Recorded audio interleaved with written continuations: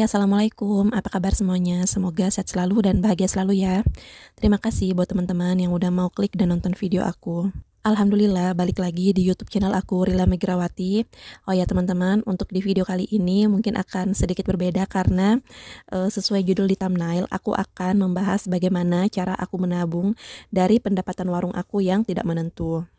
Bukan tanpa alasan aku membuat video seperti ini karena ada salah satu teman aku yang juga memiliki channel. Beliau ternyata juga memiliki usaha warung sembako dan meminta tips dari aku bagaimana caranya memisahkan antara keuntungan dengan modal. Oke, jadi sebelum menjawab pertanyaan dari Mamsi Albarin, di awal video ini aku akan share 3 cara menabung versi aku ya teman-teman. Seperti yang kita ketahui, ada banyak sekali manfaat dari menabung. Salah satunya adalah untuk mengantisipasi berbagai kebutuhan tak terduga di masa mendatang.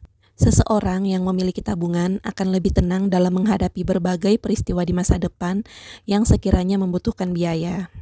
Dan sebaliknya, bila kita tidak memiliki tabungan sama sekali, keuangan kita beresiko terpapar masalah finansial kapan saja. Misalnya saja ketika tiba-tiba ada kebutuhan mendadak yang harus segera ditutup sedangkan tabungan tidak ada, kemungkinan besar akan melirik pinjaman atau utang untuk menutup kebutuhan tersebut. Nah, karena kita membutuhkan dana yang cepat, kita pun terpaksa mengambil pinjaman berbunga mahal dan ini karena pinjaman cepat hampir pasti menetapkan bunga tinggi. Sebagai seorang ibu rumah tangga yang memiliki usaha warung sembako di rumah, aku memiliki 3 cara menabung dan yang pertama itu kita menabung dalam bentuk barang ya teman-teman.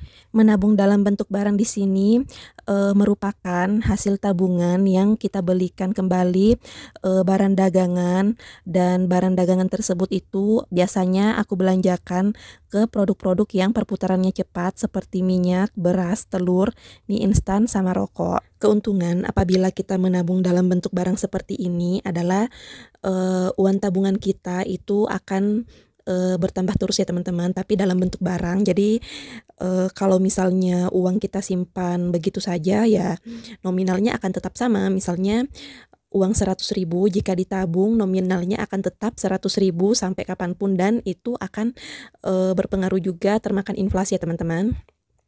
Tapi jika kita uang 100.000 tersebut kita belanjakan barang, misalnya kita pakai untuk membeli minyak goreng, kemudian barang tersebut laku terjual, otomatis kan uang tabungan kita itu akan terus bertambah ya teman-teman. Tapi kekurangannya kalau misalnya kita menabungkan semua uang kita dalam bentuk barang, itu juga akan repot ya teman-teman karena tidak semua transaksi itu bisa dilakukan secara barter barang. Pastinya ada beberapa transaksi yang harus menggunakan uang ya teman-teman. Mohon maaf ya kalau suara aku agak serak karena di sini aku dubbingnya hampir jam 1 malam.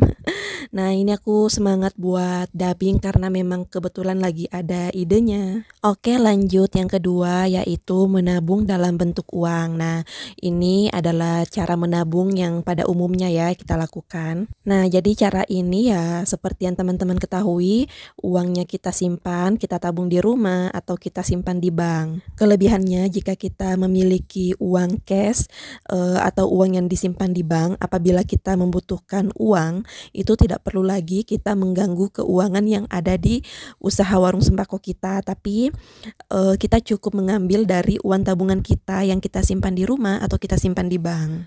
Tapi kekurangannya uang tersebut akan tetap sama nominalnya, tidak bertambah atau bahkan mungkin berkurang oleh pengaruh inflasi. Oke, lanjut yang ketiga. Jadi di sini juga aku melakukan tabungan emas ya teman-teman. Uang yang aku kumpulkan beberapa bulan, ini 6 bulan ya aku kumpulkan untuk membeli 1 gram emas batangan seperti ini.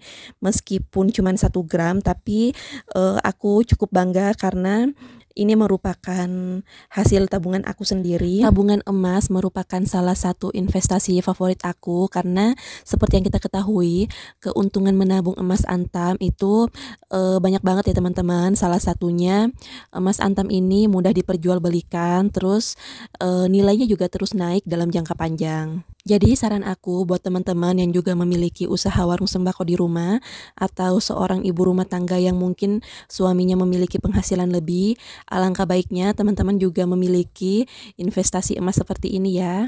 Karena banyak banget manfaat yang bisa kita terima dengan kita menabung emas seperti ini. Nggak apa-apa, cuman 1 gram, tapi apabila kita kumpulkan setiap bulan atau mungkin cuman 6 bulan sekali sama kayak aku gini, yang penting ada ya teman-teman saving dana kita.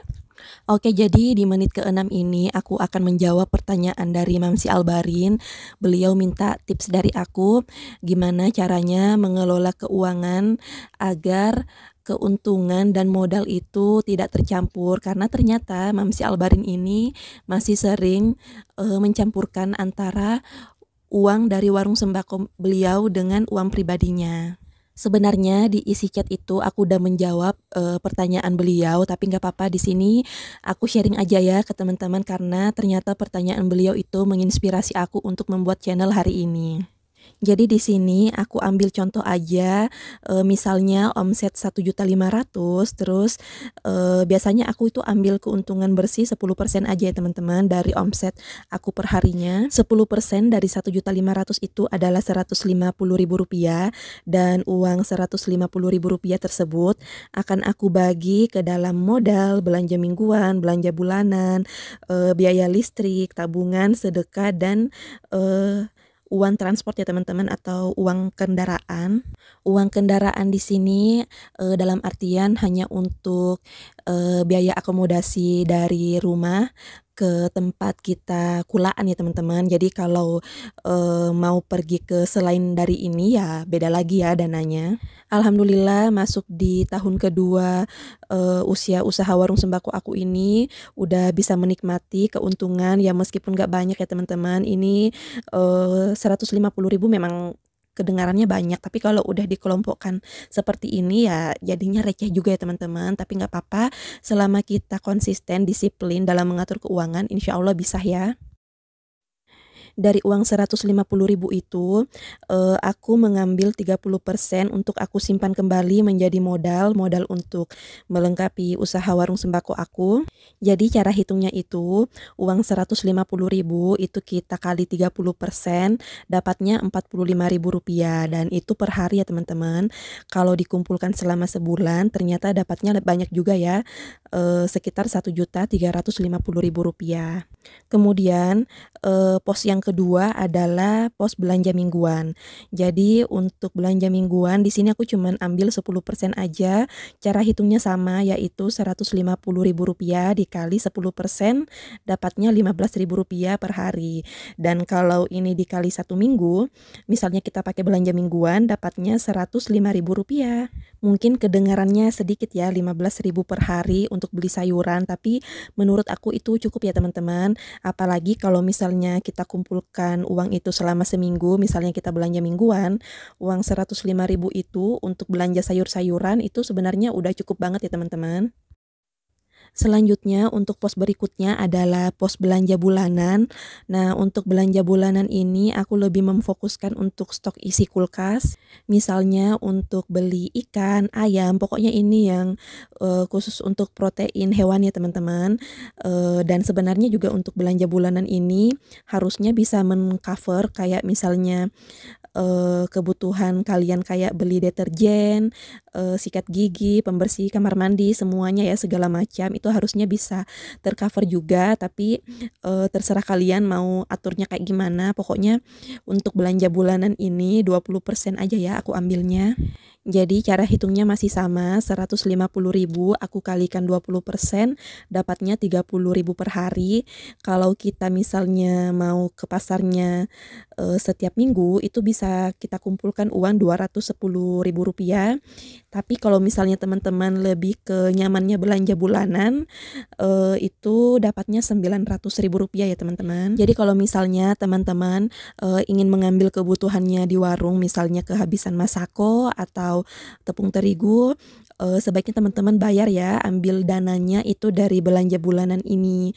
Jadi, meskipun kita yang memiliki usaha tersebut, tapi kita tetap harus membayarnya ya teman-teman.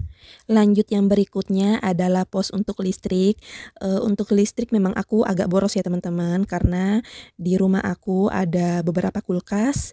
Jadi di sini aku ambil posnya sekitar 15% aja. Cara hitungnya 150.000 dikali 15% itu dapatnya 22.500 per hari. Jadi 22.500 per hari itu harus kita sisihkan untuk khusus biaya listrik. Dan setelah kita kumpulkan selama sebulan itu akan dapatnya Rp675.000. Untuk listrik memang aku agak boros ya teman-teman. Ini bisa menyesuaikan dengan kebutuhan teman-teman. Kalau misalnya listrik teman-teman lebih murah, itu lebih bagus lagi. Dananya bisa kalian alihkan untuk kebutuhan lainnya. Oh ya, di sini aku nggak poskan untuk uang anak karena memang aku saat ini belum memiliki anak. Minta doanya teman-teman supaya aku juga bisa memiliki anak. Amin ya robbal alamin. Oke, selanjutnya ini adalah pos tabungan. Ini tabungannya yang untuk aku simpan di rumah ya teman-teman, bukan untuk sinking fund emas, bukan juga untuk modal ya. Karena kalau untuk yang menabung dalam bentuk barang itu tadi aku masukkan ke dalam modal yang pertama tadi yang 30%. Nah, itu merupakan tabungan dalam bentuk barang aku, dan untuk tabungan yang disimpan di rumah di sini aku cuman ambil 15% aja.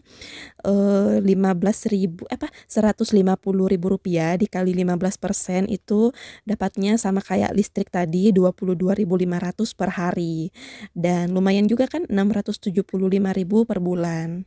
Jadi tabungan yang kita kumpulkan ini bisa juga kita pakai untuk mengembangkan usaha warung sembako, misalnya teman-teman ingin menambah etalase atau membeli showcase baru dan lain sebagainya. Dan gak lupa juga aku postkan di sini untuk sedekah 10% ya teman-teman. Kalian jangan lihat nominalnya. Jadi untuk sedekah ini cuman perumpamaan aja ya teman-teman.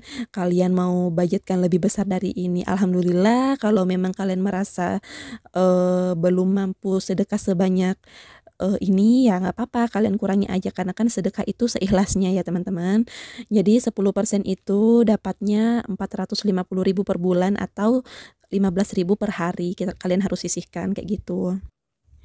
Kemudian yang terakhir di sini untuk uang transport atau akomodasi warung ketika pulang pergi kulaan itu aku anggarkan cuman 5% aja teman-teman, karena kebetulan tempat kulaan aku itu di Indogrosir dan itu jaraknya cukup dekat dari tempat tinggal aku yang sekarang. Jadi aku kulaan itu seminggu bisa 3-4 kali, dan aku isi bensinnya biasa per minggu ya teman-teman. Jadi kalau per minggu isi bensinnya 52.500, atau kalau mungkin teman-teman nggak mau sering-sering antri di Pertamina, langsung isinya per bulan sekitar Rp225.000.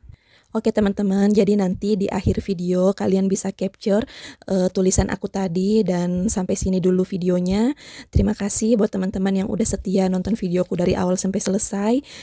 Bila kalian merasa video aku ini bermanfaat, boleh dong share link video aku di tab komunitas kalian.